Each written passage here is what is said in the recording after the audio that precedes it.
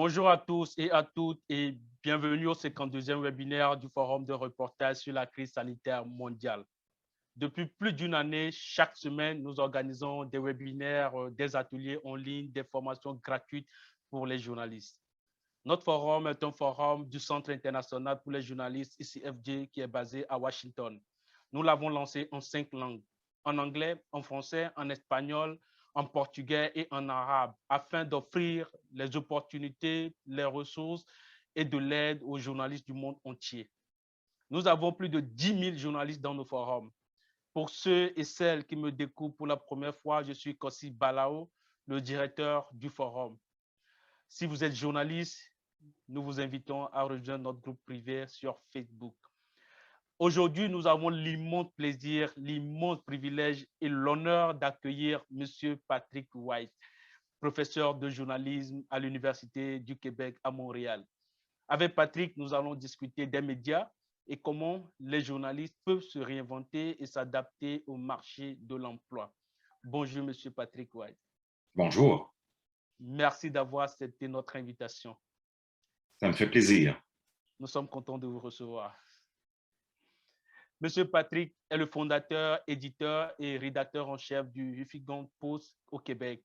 Auparavant, il a été rédacteur en chef de Canoïka, chef des nouvelles au Journal de Québec, reporter pour CKRL-FM et journaliste réalisateur à CTV News. Je pense que c'est ça. Il a également été correspondant pour l'agence de presse Reuters, rédacteur en chef adjoint de la presse canadienne, qui est l'agence de presse nationale du Canada.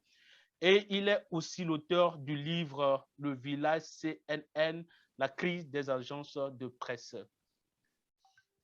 Merci encore d'être avec nous.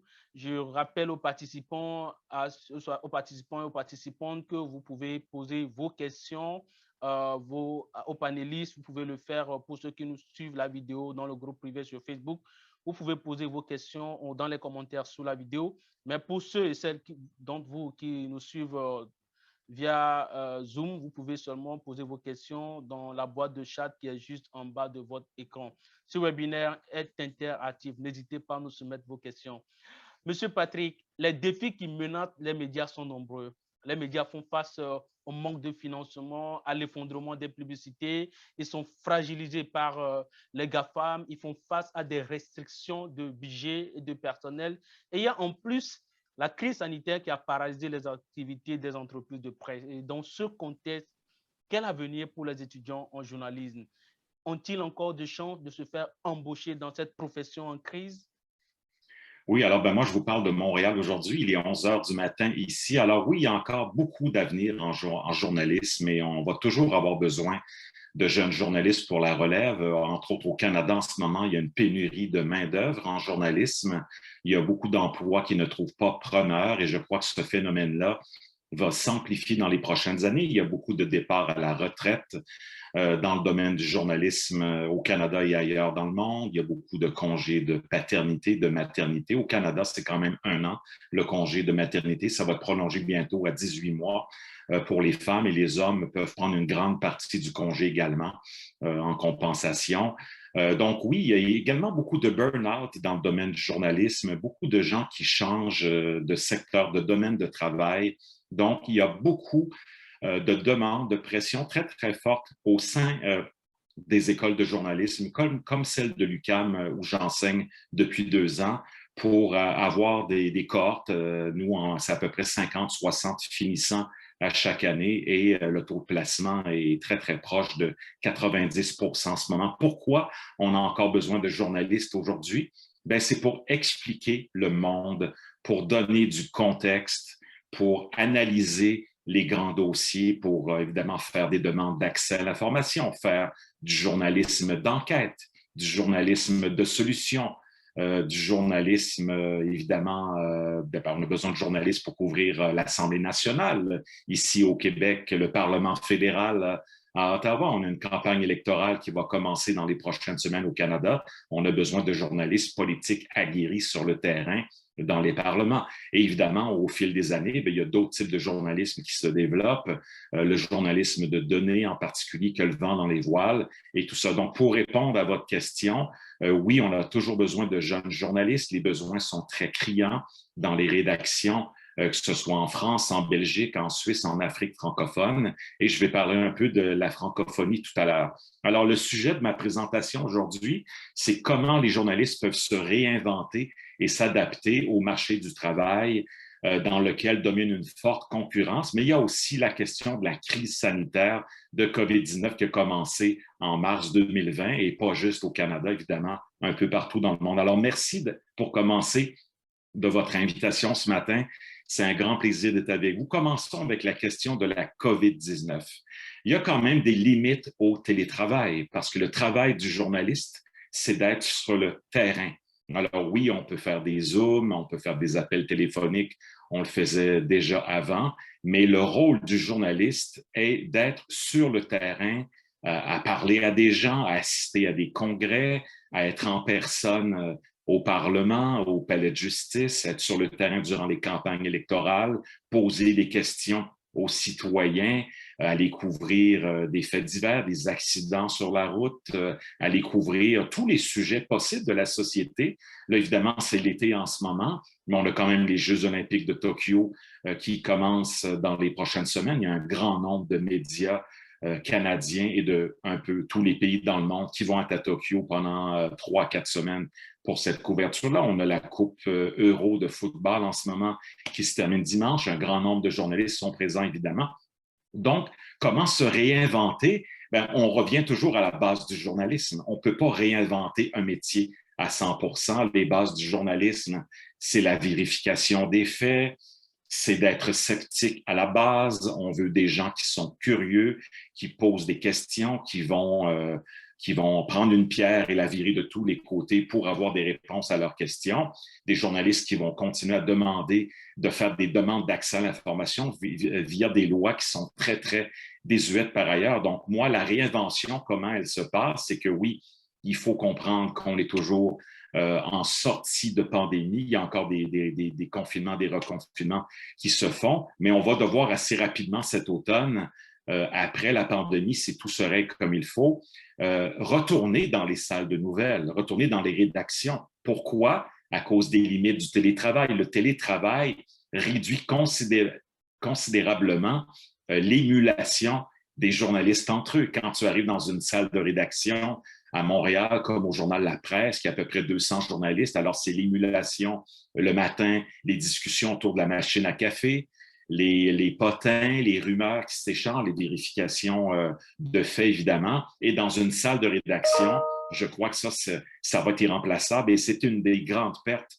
des 15-16 derniers mois, c'est la fermeture d'un grand nombre de salles de rédaction de façon permanente, en particulier aux États-Unis. Donc, il va falloir s'activer très rapidement à ne pas être uniquement en mode virtuel cet automne. Il faut que les gens reviennent dans les salles de rédaction de façon physique, même si c'est juste 2-3 jours par semaine, c'est pas un enjeu, mais on doit vraiment comprendre que le journaliste a sa place dans une salle de rédaction où il y a des interactions avec les gens du pupitre, ce qu'on appelle le desk, par exemple, des interactions avec les photographes, les recherchistes, les commis de rédaction, les réalisateurs, les vidéastes, les vidéojournalistes, ceux qui produisent des podcasts également, avec les patrons, avec les stagiaires, parce qu'on a besoin de relève dans les milieux journalistiques et il y a beaucoup de stages qui ont été abolis au cours de la dernière année. Alors, comment est-ce qu'on va pouvoir se réinventer? D'après moi, le point numéro 1, c'est de revenir physiquement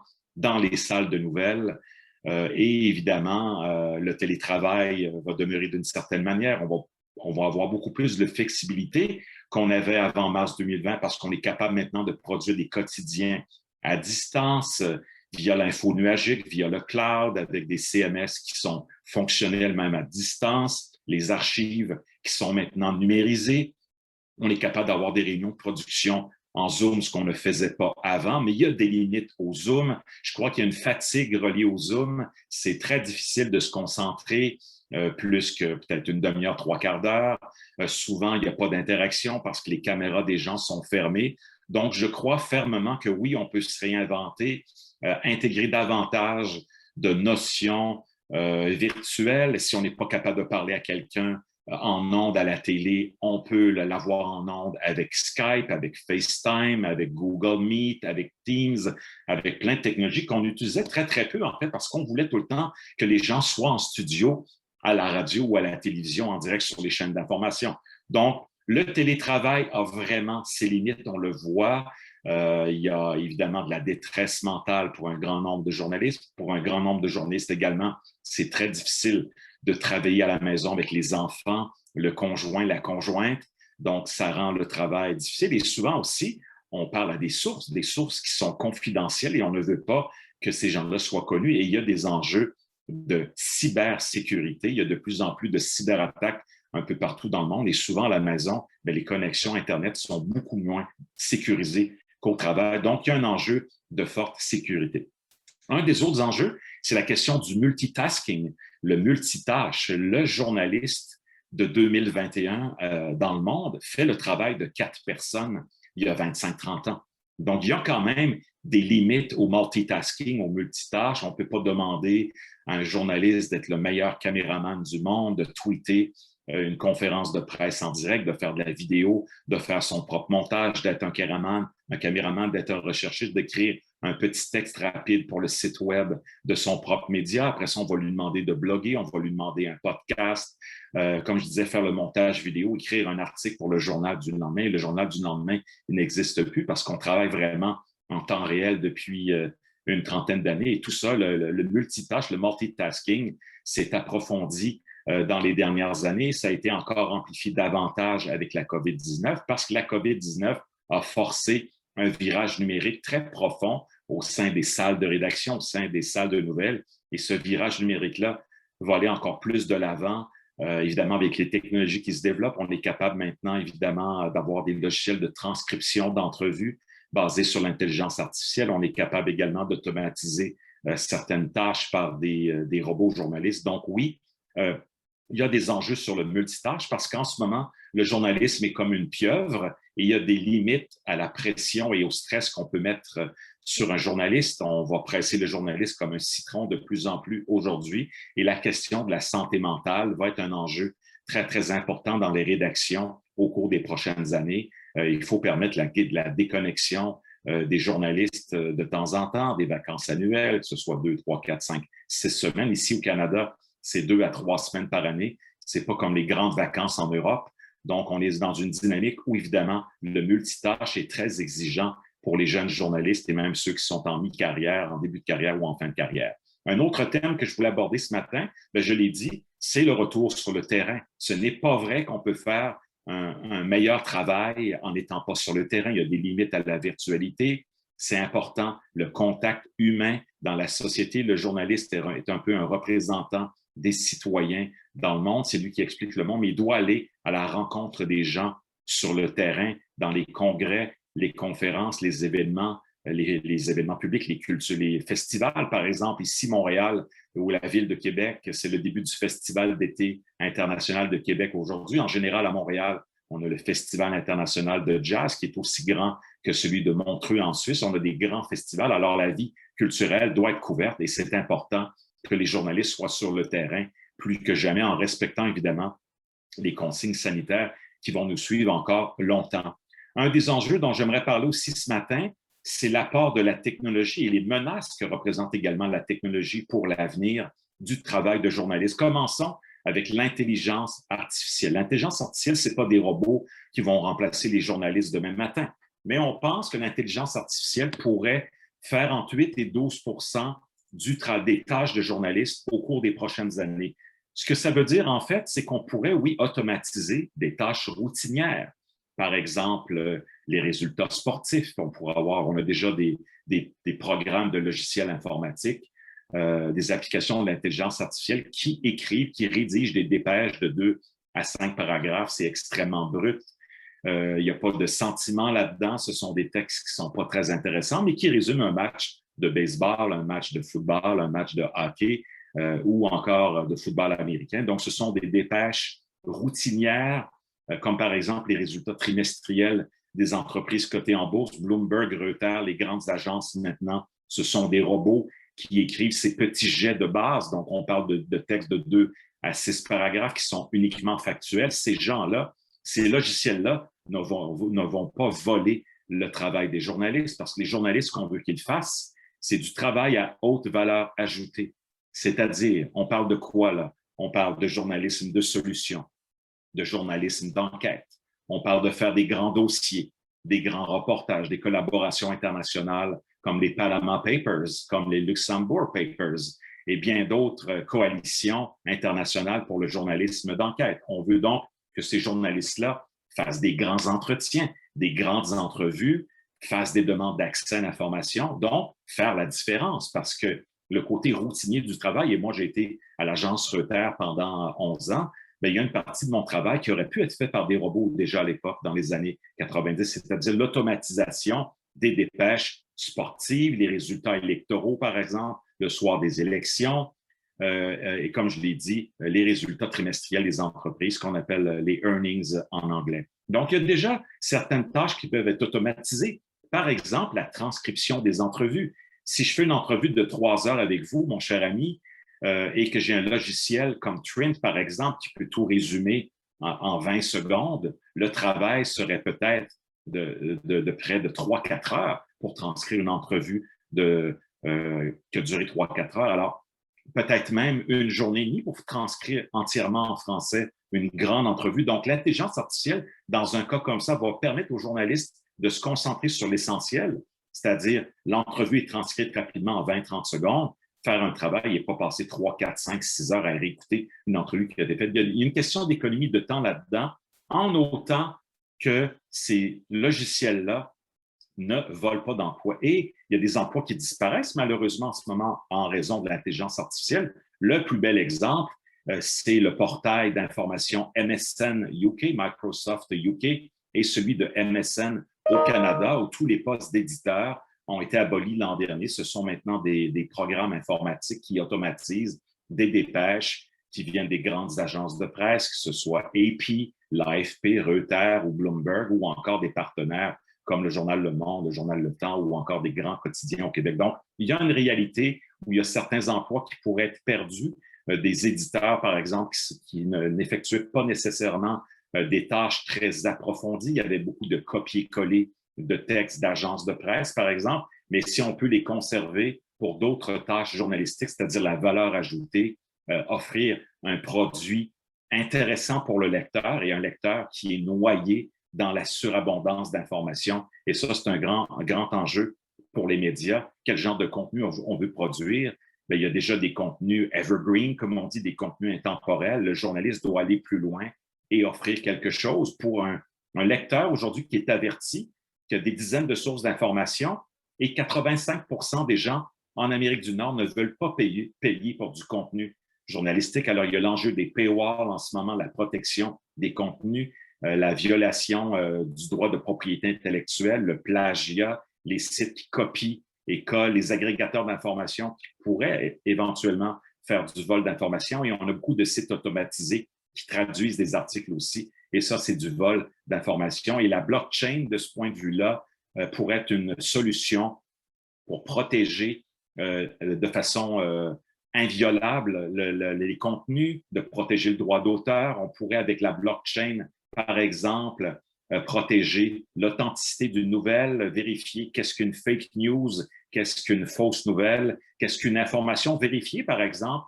qui viendrait de fournisseurs reconnus comme Radio-Canada, Radio-France, les grands médias au Togo.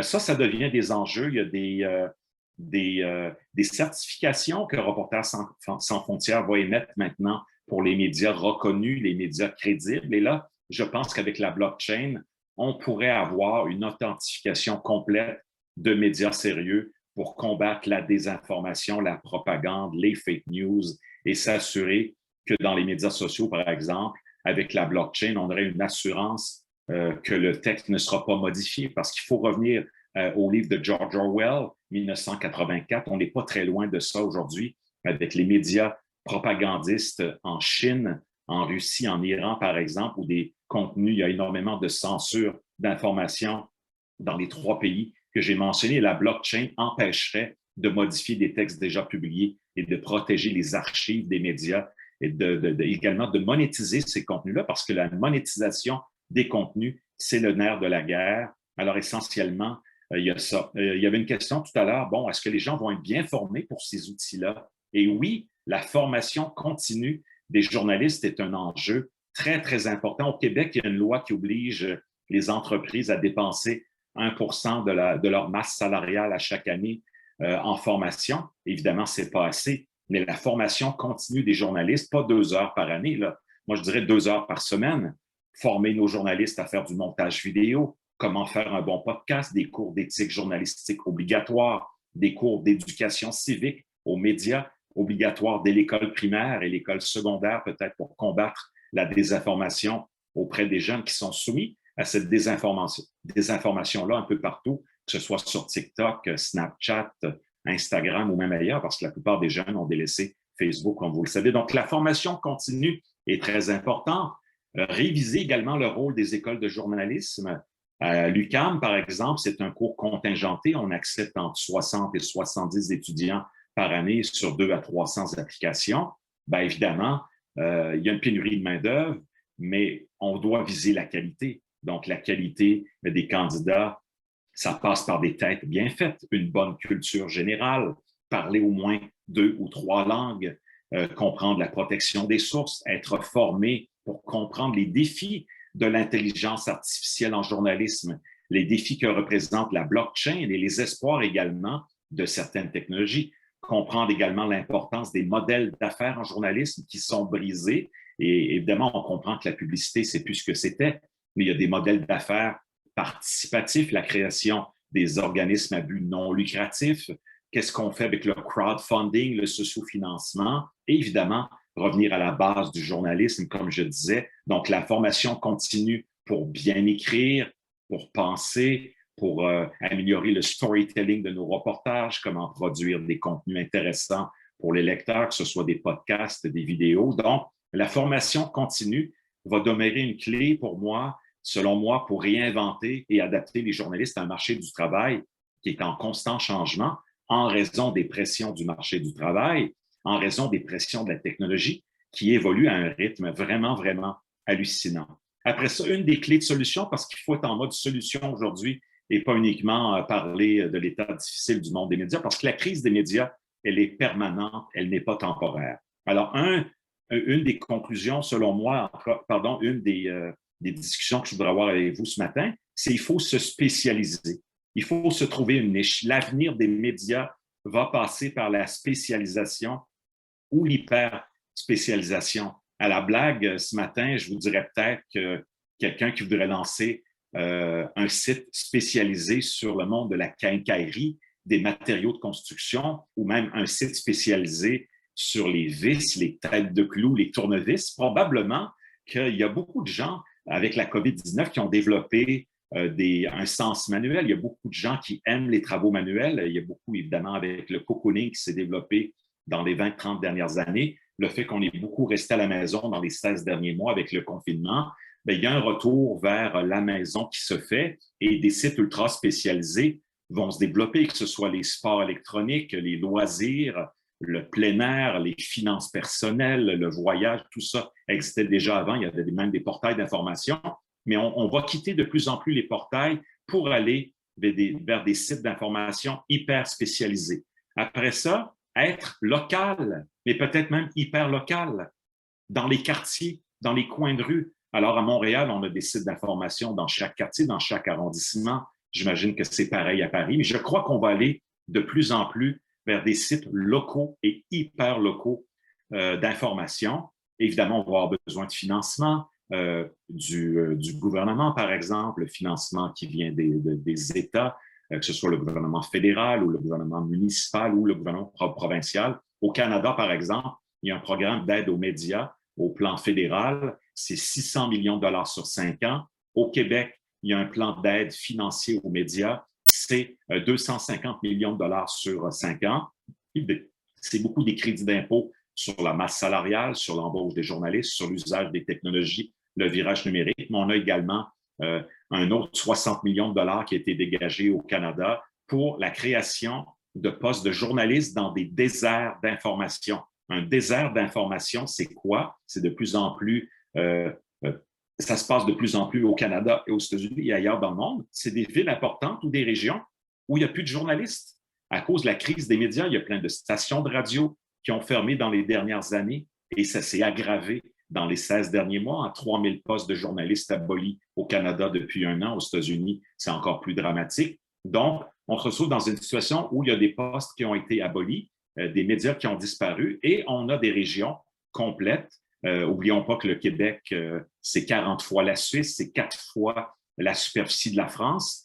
Donc, on se retrouve dans des régions, et c'est sûrement le cas en Afrique, où on n'a pas de journalistes. Alors, ce programme-là, qui s'appelle l'Initiative de journalisme local, c'est 60 millions de dollars qui permet l'embauche d'une quarantaine de journalistes par année au Canada et dans le reste du pays, dans des endroits où il n'y a pas de journalistes ou peu de journalistes. Alors ça, ce sont des initiatives de journalisme local qui, selon moi, vont faire un effet boule de neige un peu partout dans le monde. Donc, il faut penser de plus en plus à l'hyper-spécialisation des médias et à être hyper local ou encore très, très, très local. Et quand je parle local, ça peut être uniquement des nouvelles nationales du Togo, par exemple, ou encore Lomé dans la capitale et d'autres villes plus ou moins importantes. Après ça, la collaboration avec les autres médias. Si, par exemple, dans une région du Togo, il n'y a pas de journaliste de l'AFP, il n'y a pas de journaliste de l'Agence de presse nationale, bien, on pourrait compter sur les radios locales, avec les télés, les radios, les journaux,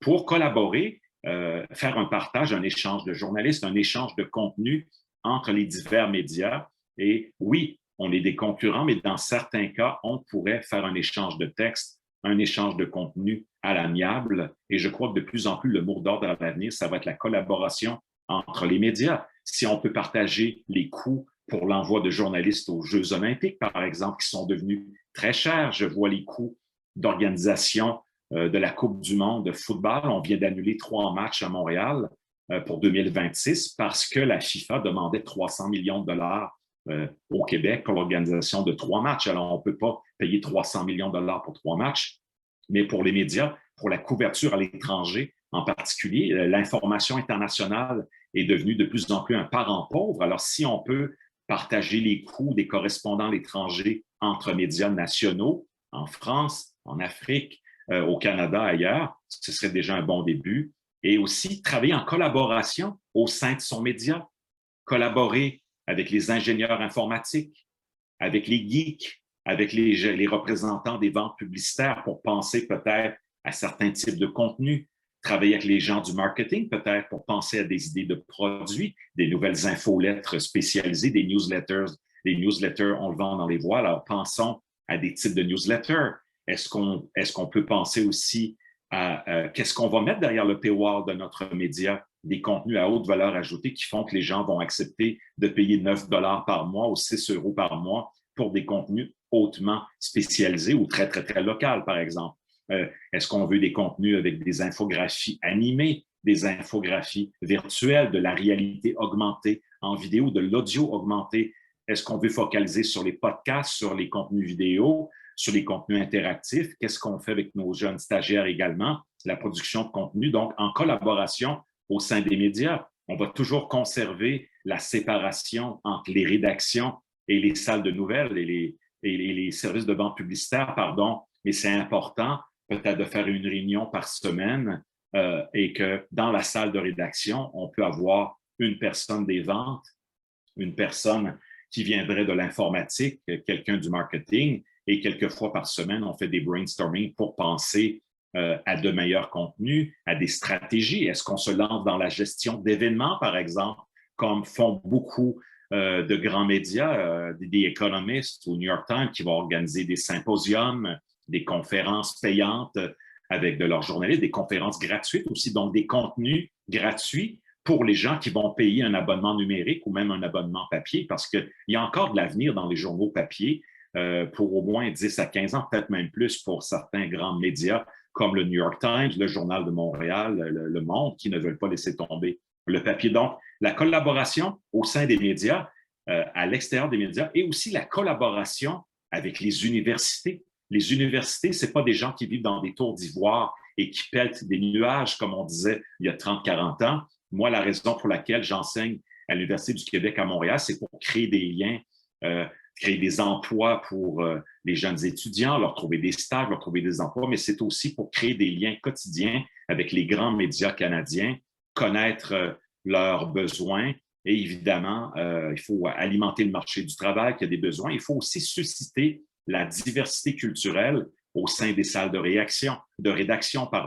Au Québec, par exemple, il y a un grand manque de diversité dans les salles de nouvelles. Il n'y a pas beaucoup de journalistes autochtones, il n'y a pas beaucoup de journalistes noirs, il n'y a pas beaucoup de journalistes qui viennent de diverses ethnies, compositions ethniques différentes au Canada ou même de l'étranger. Donc, il y a un enjeu sur la diversité culturelle au sein des salles de rédaction au Canada en particulier, probablement que dans d'autres rédactions dans le monde. Donc, il y a cette idée-là de collaboration avec les universités, très importante pour développer des produits, développer des cours, développer des formations, aller trouver les bons étudiants pour les bons emplois finalement, mais aussi penser à des centres de recherche en journalisme, penser également à des collaborations, des Media Labs. À l'UQAM, qu'est-ce qu'on a fait cette année? On a créé un Media Lab, donc un incubateur de start-up dans le monde du journalisme, avec La Piscine. La Piscine, c'est un accélérateur de start-up, un incubateur de start-up à Montréal. Et avec eux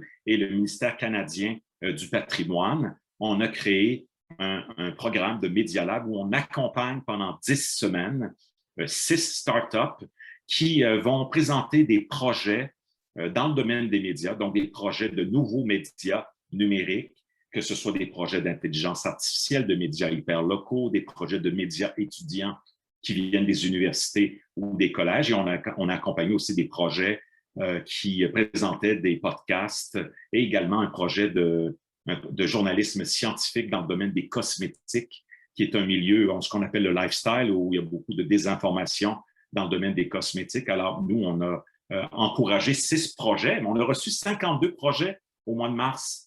Donc, on espère avoir une deuxième année du Media Lab de l'UQAM au Canada. Et ça, c'est de tout le Canada au complet, pas juste pour Montréal et Québec. Donc, l'importance de la collaboration entre les médias, les universités, les think pads, les think tanks, pardon, les centres de recherche, les centres d'expertise et évidemment le rôle des universités dans ce contexte-là pour aider les salles de rédaction à faire du journalisme de données, à mieux former leurs journalistes. Moi, je pense vraiment qu'il y a quelque chose d'important là-dedans. Donc, j'ai parlé de la formation continue tout à l'heure. Donc, il faut toujours se former. Mon père était professeur dans un collège à Québec. Le collège au Québec, c'est entre l'école secondaire et l'université. Mon père était professeur de philosophie pendant 40 ans et il m'a toujours dit, nous sommes des éternels étudiants. Nous sommes condamnés à étudier et à être meilleurs toute notre vie. Comment? En se formant, en participant à des conférences, à des colloques,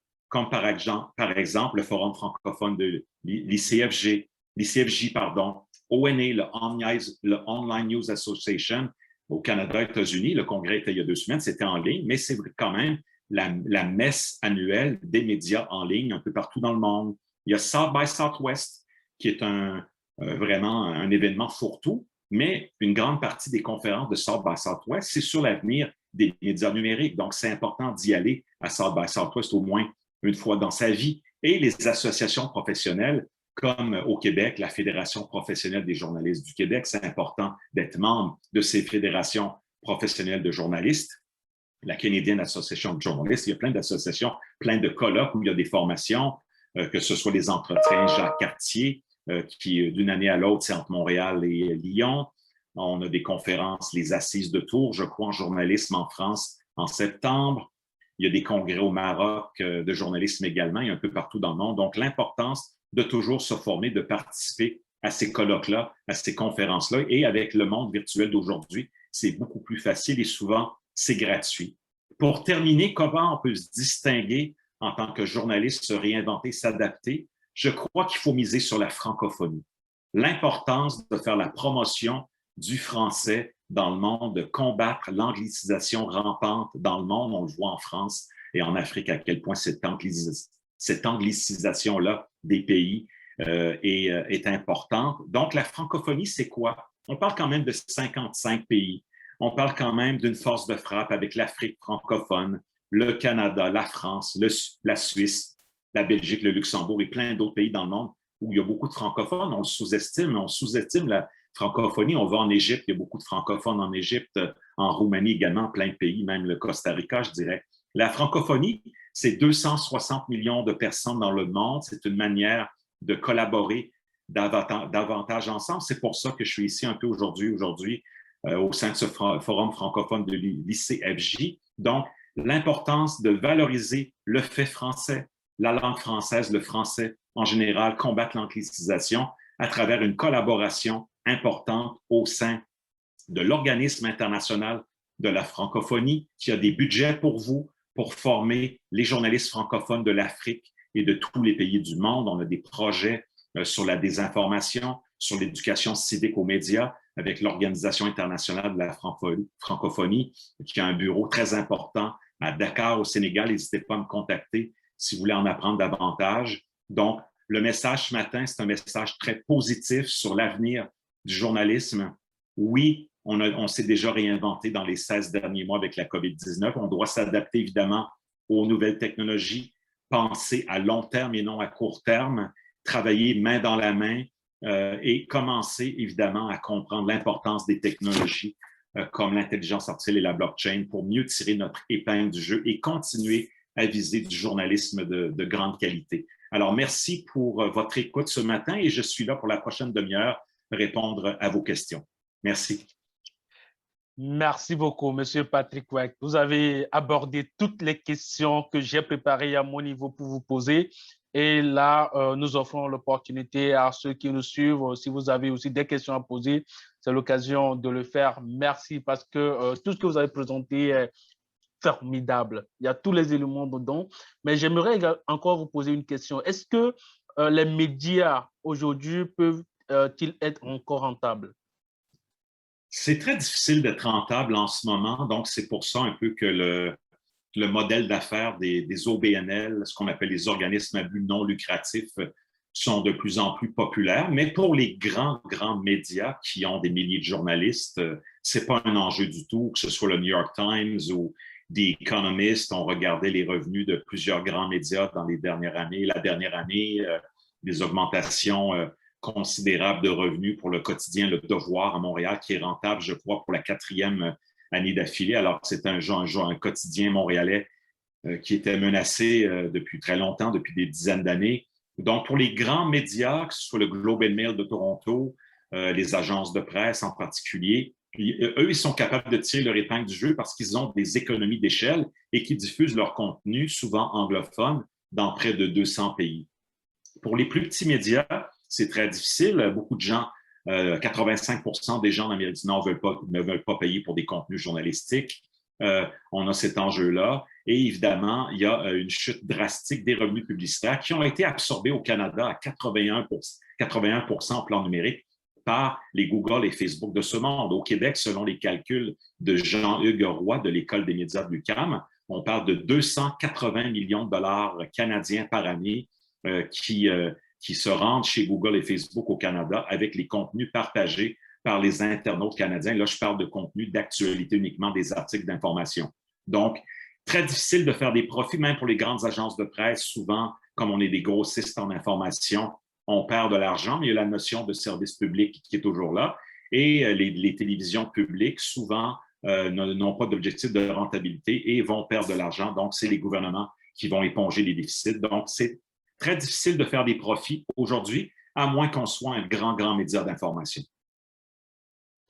Et vous dites dans un article que j'ai lu qu'il y a un changement générationnel qui se perd au sein de plusieurs médias. Quel est ce changement?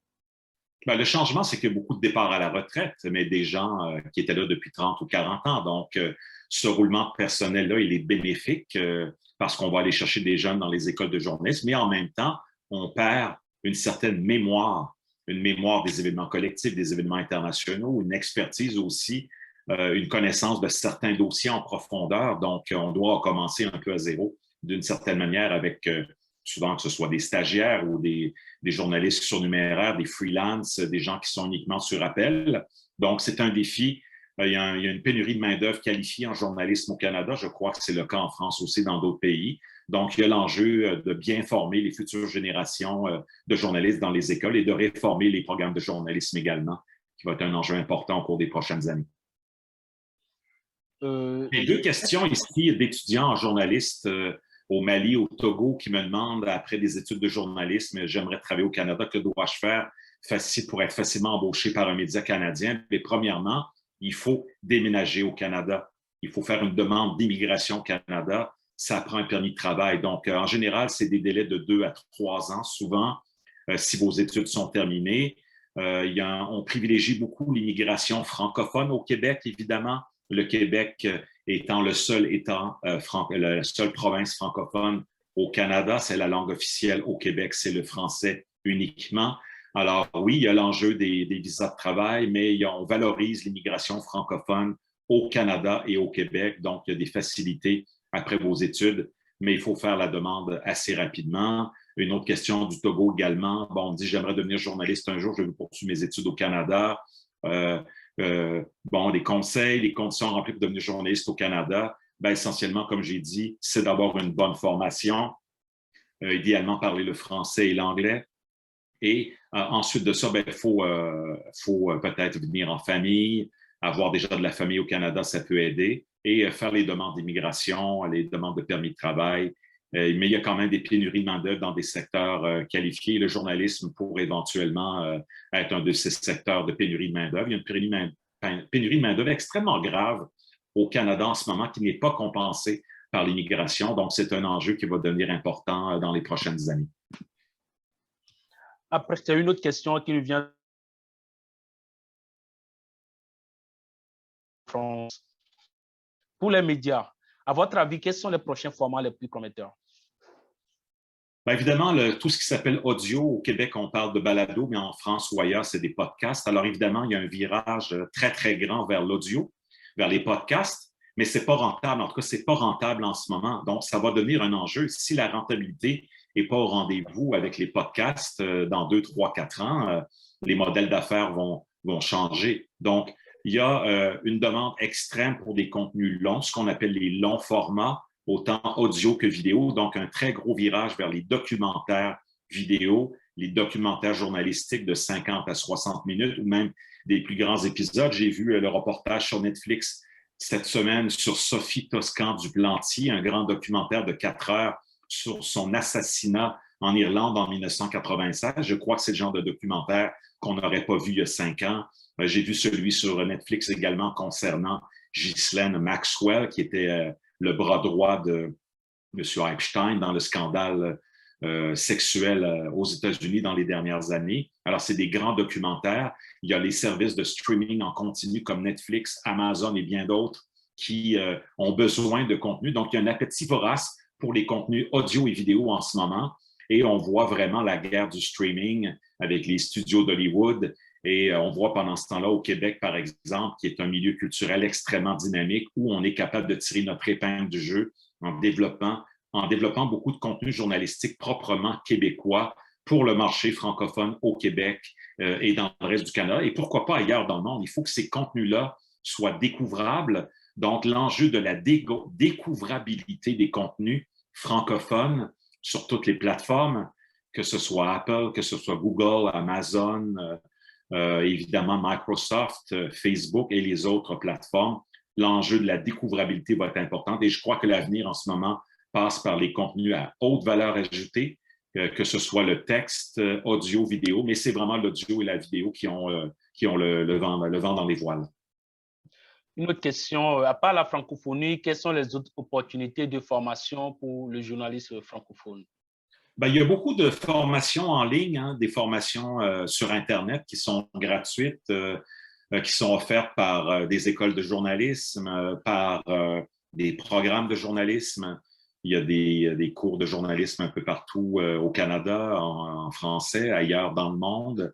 Et il y a des gens qui me demandent comment me rejoindre dans les médias sociaux. Alors, je suis sur Twitter et je vais vous envoyer mon avatar, c'est Pat White 70 sur Twitter et sur Instagram également. Je suis sur Facebook. Vous pouvez vous abonner à ma page. Je suis évidemment très présent dans LinkedIn. Je pense que c'est important, la présence dans les médias sociaux pour les journalistes, pour les professeurs de journalisme. Mais où est-ce qu'on peut prendre des formations? Bien, il y a l'éducation civique aux médias qui commence à se développer beaucoup au Canada et en France. Comme j'ai dit, il y a l'OIF qui peut vous organiser des formations.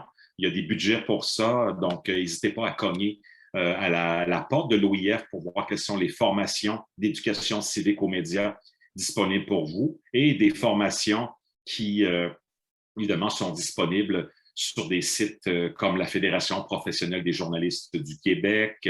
J'ai mentionné ONE, South by Southwest. Et en France, il y a plusieurs écoles de journalisme qui offrent des formations. Et après ça, bien, localement, parler à vos agences de presse locales, aux journaux locaux, aux universités dans vos milieux. Je crois que c'est des bons endroits pour avoir des conseils. Je crois que le rôle de l'ICFJ dans ce contexte-là va être appelé à se développer, surtout le forum francophone qui, selon moi, va pallier au fait que l'anglais domine un peu partout dans le monde. Et il faut penser à des solutions francophones. Et évidemment, il y a des formations en anglais faites un peu partout dans le monde, dans des grands colloques, que ce soit broadcast journalism ou autre, mais en faisant des recherches assez facilement, il y a des formations en français, en anglais un peu partout et souvent même gratuites en ligne via YouTube ou d'autres plateformes. Monsieur Patrick, êtes-vous optimiste par rapport à l'avenir des médias? Oui, je suis optimiste parce que, bon, je vois le verre à moitié plein, alors qu'il y a plein de gens qui le voient à moitié vide. Ça, c'est personnel. Je pense que ça vient de mes parents, d'être optimiste par rapport à la vie, d'avoir une foi dans la vie en général et dans les gens. Alors, le milieu du journalisme, je l'ai dit, c'est une crise qui est permanente, c'est une crise planétaire, mais il y a des solutions en ce moment. Le crowdfunding, ce qu'on appelle le socio-financement au Québec, la philanthropie, qui va être de plus en plus importante dans le milieu francophone, parce que dans les milieux anglo-saxons, c'est développé depuis plusieurs centaines d'années. La philanthropie est une valeur très importante pour les médias d'information. Et après ça, développer des abonnements numériques payants, développer des produits d'information payants. L'information a une valeur. Il faut la faire payer, évidemment, avec un paywall ou non, avec des contenus spécialisés, ultra spécialisés, locaux, hyper locaux. Donc, l'avenir passe par la formation des journalistes formés dans des écoles de journalisme ou ailleurs. Il y a des très bons journalistes qui ont étudié au barreau, des journalistes qui ont étudié en histoire, en géographie, en sciences politiques. Et on me dit, vous n'utilisez pas WhatsApp? WhatsApp, oui, je l'utilise pour des conversations privées, mais WhatsApp est un grand vecteur de désinformation. En particulier au Brésil, il y a une désinformation incroyable avec le partage des contenus, les partages de fake news, de fausses vidéos, les vidéos truquées, ce qu'on appelle le deepfake. Donc, il y a un danger que WhatsApp devienne un grand vecteur de désinformation et le rôle des journalistes dans les prochaines années, encore davantage, ça va être la vérification des faits, ce qu'on appelle le fact-checking en anglais. On va vouloir combattre les deepfakes. On va vouloir combattre le phénomène de la propagande gouvernementale qui vient, par exemple, des gouvernements chinois, russes et iraniens, mais c'est des exemples. Le gouvernement américain lui-même a fait beaucoup de propagande dans les dernières années. Le gouvernement français en a fait aussi. Alors, je redonne mon code sur Twitter aux gens. C'est PatWhite70. Et donc, oui, c'est ça. C'était vraiment l'essentiel de ce que je voulais répondre. Et je suis très confiant par rapport à l'avenir du journalisme parce que je crois à la nature humaine. Il y a des besoins importants. On a besoin du rôle des journalistes dans notre société pour expliquer les choses, faire le tri des informations. Il y a trop d'informations qui circulent dans le monde. Il y a beaucoup de mauvaises informations qui circulent et le journaliste, sa formation va l'aider à faire un tri pour le grand public, à donner du sens au monde, donner du contexte aux informations, faire de l'analyse et surtout donner du background, expliquer les choses, expliquer le monde qui est devenu de plus en plus complexe aux citoyens ordinaires, finalement, celui qui est à la maison et qui veut en savoir plus sur les informations. Par exemple, Haïti, l'assassinat du président hier, c'est quoi le contexte? Qui était cet homme? Qui est le commando? Bon, on dit qu'il y en a 4 qui ont été assassinés hier soir. C'est quoi le contexte de cet assassinat-là en Haïti? Quels en seraient les présumés auteurs? Quelles sont les sources de mécontentement en Haïti. Donc, tout ça, c'est le rôle des journalistes d'expliquer les choses et de ne pas uniquement être purement factuel, finalement. Merci beaucoup, Monsieur Patrick, pour ce moment d'échange, de partage et de connaissance. Merci surtout de nous avoir accordé votre temps. Ce webinaire a été riche pour les milliers de journalistes francophones qui sont dans notre forum et ceux qui suivront après ce webinaire, puisque nous la mettrons sur YouTube, sur la chaîne du réseau international des journalistes. Nous vous remercions beaucoup pour nous avoir accordé votre temps. Et je rappelle aux participants que nous avons lancé un court sondage. J'ai envoyé le lien dans la boîte de chat. Ce sondage nous permet de recueillir vos recommandations pour nos prochaines séances, nos prochaines sessions. Ce formulaire nous permet également de savoir si ce webinaire a été bénéfique pour vous, si vos attentes ont été comblées, quelles sont vos remarques, quelles sont vos suggestions. Vos avis sont très importants puisque le forum, nous l'avons lancé dans le but d'aider des journalistes non seulement à mieux couvrir la crise sanitaire, mais à mieux travailler, à pouvoir aussi développer entre eux des collaborations et des reportages sur des sujets à caractère transfrontalier. Merci beaucoup, cher Patrick, encore une fois, puisque ce webinaire a été très brillant et superbe. C'est un honneur de vous avoir. Pour ma part, je donne rendez-vous aux journalistes le jeudi prochain où nous aurons une nouvelle session, un nouveau webinaire sur comment les journalistes peuvent améliorer leur couverture du changement climatique, qui est aussi l'un des sujets du siècle. Merci à tous et au revoir à la prochaine. Merci à vous. Bonne journée et passez un bon week-end. Bonne fin de semaine. Merci beaucoup. Pareil à vous, Patrick. Au revoir. Merci. Au revoir.